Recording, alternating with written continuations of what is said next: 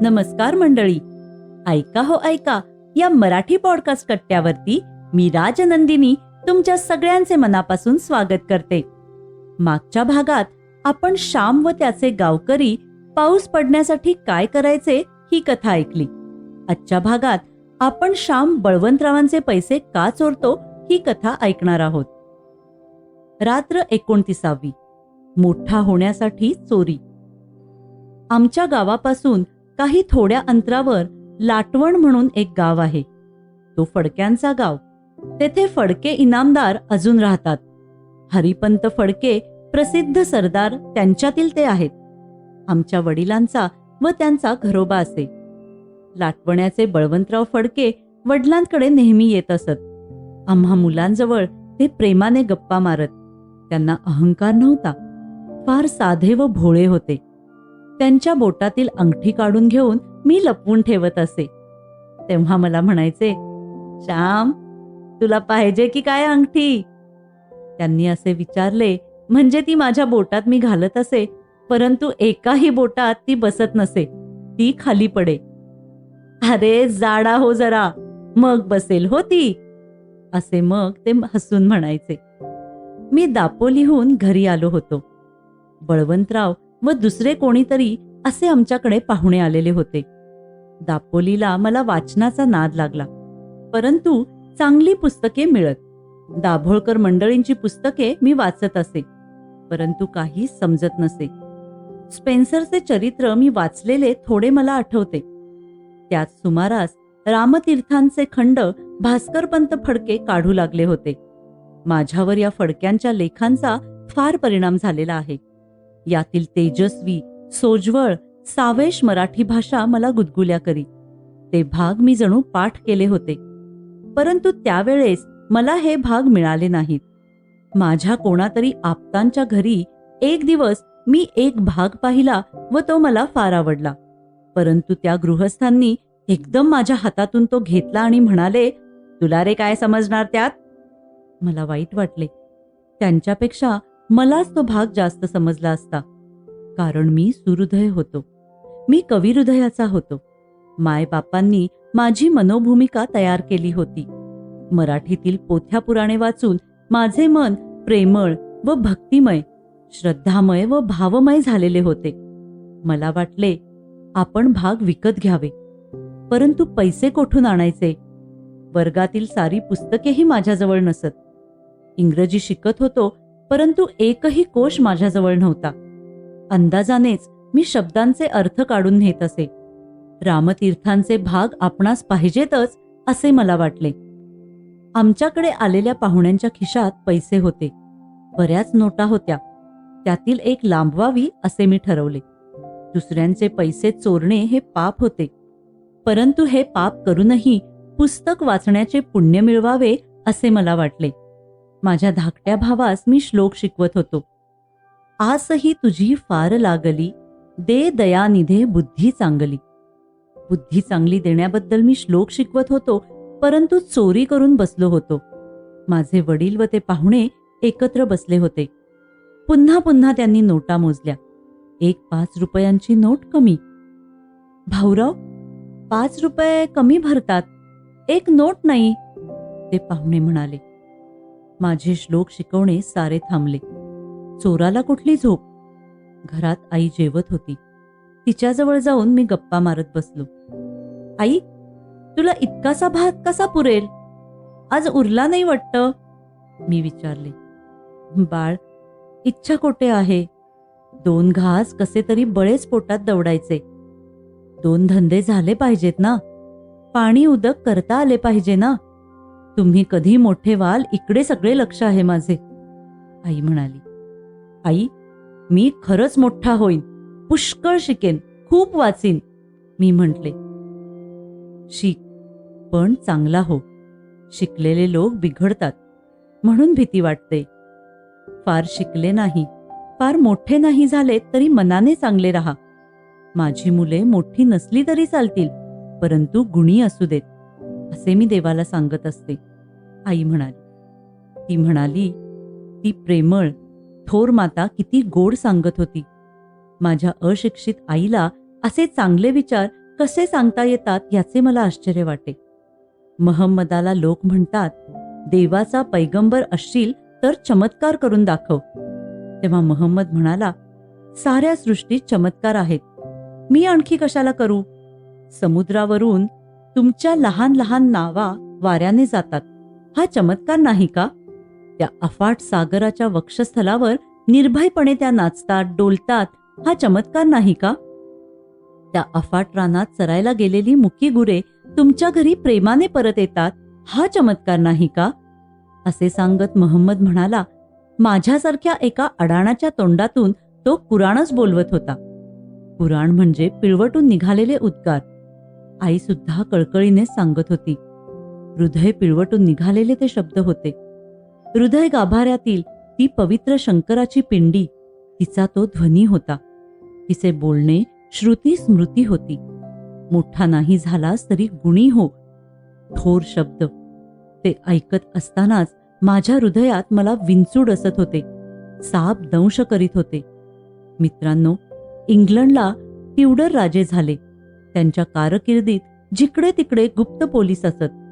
एका इतिहासकाराने असे लिहिले आहे की त्यावेळेस प्रत्येक उशीखाली विंचू होते. कोठेही विश्वासाने डोके ठेवायला त्या राज्यात जागा नव्हती. हृदयाच्या राज्यात सुद्धा विंचू आहेत. ते तुम्हाला झोपू देत नाहीत, सारखे तुमच्या पाठीमागून येत असतात. कोठे पाताळात गेलात, मेलात तरी ते गुप्त दूत आहेतच. सतसत विवेक बुद्धीची टोचणी ती सदैव आहेच आहे. घरात कोणी आले नाही, चमत्कारच म्हणायचा. वडील म्हणाले, श्यामला वगैरे विचारा, कोणी मुलगा वगैरे आला होता का? वाईट असतात काही मुले. अलीकडे मुलांना वाईट सवयी लागत आहेत. लहानपणीच विडी व विडा यांच्याशिवाय यांचे चालत नाही. श्याम, अरे श्याम. बळवंतरावांनी हाक मारली. मी गेलो. काय? मी विचारले. बळवंतराव म्हणाले, श्याम, तुझा कोणी मित्र वगैरे आला होता का रे? एक नोट नाहीशी झाली आहे. मी म्हटले, नाही बुवा, मीच आज बाहेर खेळायला गेलो होतो. संध्याकाळी आलो, कोणी आले नव्हते. वडील म्हणाले, श्याम, तू तर नाही घेतलीस? घेतली असशील तर सांग. छे हो, तो कसा घेईल? बळवंतराव म्हणाले. आई हात धुवून आली. तिलाही सारा प्रकार कळला. वडिलांनाच चुटपुट लागली. स्वतःच्या घरात पैसे नाहीसे होणे म्हणजे ती लाजच होती. वडिलांनी पुन्हा मला विचारले, श्याम, अगदी खरेच नाही ना घेतलेस पैसे तू? कंपास पेटी किंवा कशाला घेतले असशील. कंपास पेटीसाठी पैसे मागत होतास. आई म्हणाली, श्याम नाही हो घ्यायचा. तो रागवला, रुसला तरी कोणाच्या वस्तूस हात नाही लावायचा. तेवढा त्याचा गुण चांगला आहे. आणि काही केले तरी कबूल करतो. तो लपवून ठेवणार नाही. मागे एकदा एक वडी घेतली होती ना त्याने, तेव्हा विचारल्याबरोबर त्याने कबूल केले व म्हणाला, मी घेतली हो. श्याम घेणार नाही व घेईल तर कबूल करील. श्याम, तू नाही ना बाळ हात परत लावलास? आईचा माझ्यावर केवढा विश्वास. अधिक घेणार नाही, घेतलं तर कबूल करील. तिची माझ्यावर केवढी श्रद्धा. आईचा विश्वासघात मी करू का? तुकारामांच्या एका अभंगात आहे, विश्वासाची धन्य जाती. ज्याच्यावर विश्वास टाकता येतो त्याची जात धन्य होय. ते लोक धन्य होत. माझा असत्याचा किल्ला ढासळला. आईच्या साध्या व श्रद्धामय शब्दांनी माझा किल्ला पडला. जमीन दोस्त झाला. माझ्या डोळ्यातून पाणी येऊ लागले. त्या दुबळ्या अश्रूंनी पाप पर्वत पडला. श्याम, रडू नकोस. तू घेतलेस म्हणून का म्हटले मी? तू नाही घ्यायचास, मला माहीतच आहे, असे आई म्हणाली. आईच्या शब्दांनी मी अधिकच विरघळलो. मी एकदम आईच्या जवळ गेलो आणि केविलवाणे रडत आईला म्हटले, आई, तुझ्या श्यामनेच ती नोट घेतली आहे. ही घे ती नोट. आई, आई.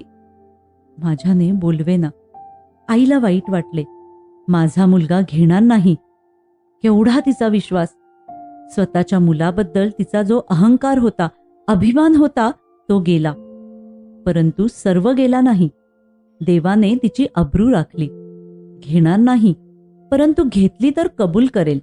तिचा मुलगा सर्वस्वी कसोटीस उतरला नाही, परंतु अर्ध्या कसोटीस तरी उतरला. श्याम, पुन्हा नको हात लावू. हाच पहिला व शेवटचा हात लावलास हो. तू कबूल केलेस हे चांगले झाले. उगी आईने माझी समजूत घातली. बळवंतरावांनी माझे कौतुक केले. त्यांनी मला 1 रुपया दिला, परंतु तोही मी आईजवळ दिला. श्याम, तू का रे घेतले होतेस ते पैसे? आईने विचारले. आई, मोठा होण्यासाठी, पुस्तके वाचून मोठा होण्यासाठी, मी म्हटले. अरे, पण पहिलीच्या पुस्तकात चोरी कधी करू नये असे वाचलेस. ते तर अजून शिकला नाहीस, मग आणखी दुसरी पुस्तके कशाला?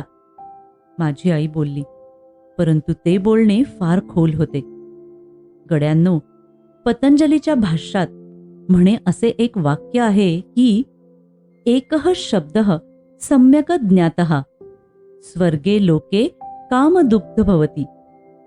एकच शब्द, परंतु जर त्याचे नीट ज्ञान झाले असेल तर मनुष्याला मोक्ष मिळतो. सम्यक ज्ञानः, नीट समजलेला, वाचलेला नव्हे, घोकलेला नव्हे तर समजलेला. जे खरोखर समजले ते आपण अनुभवात आणतो, आचरणात आणतो. लहान मूल कंदिलाला धरू पाहते. कंदिलाची काच तापलेली असते. आई लेकराला दूर करते. पुन्हा ते कंदिलाजवळ जाते. शेवटी आई म्हणते, लाव लाव हात. ते लहान मूल हात लावते. हाताला चटका बसतो. पुन्हा ते मूल काच धरत नाही. ते ज्ञान पक्के झाले. सॉक्रेटिस म्हणूनच ज्ञानाला सद्गुण म्हणतो. संस्कृतमध्ये परमज्ञानाला अनुभूती हा शब्द लावतात. अनुभूती म्हणजे अनुभव. जे जीवनात अनुभवितो तेच ज्ञान. चोरी करू नये हे वाक्य मी पढलो होतो, परंतु शिकलो नव्हतो. सत्य, दया, प्रेम, अहिंसा, ब्रह्मचर्य लहान शब्द. आपण पटकन ते उच्चारतो, परंतु त्यांची अनुभूती व्हायला शेकडो जन्मही पुरणार नाहीत. चला तर मंडळी, आज इथेच थांबूया. पुन्हा लवकरच भेटूया आपल्या नवीन भागाबरोबर. तुम्हाला आमचा हा भाग आवडला असेल तर लाईक करा, फॉलो करा आणि शेअर करा. आणि हो, ऐका हो ऐका या मराठी पॉडकास्टच्या इंस्टाग्राम, फेसबुक आणि यूट्यूब पेजवर हा भाग तुम्हाला कसा वाटला हे कळवायला विसरू नका. तोपर्यंत ऐकत रहा ऐका हो ऐका मराठी पॉडकास्ट. धन्यवाद.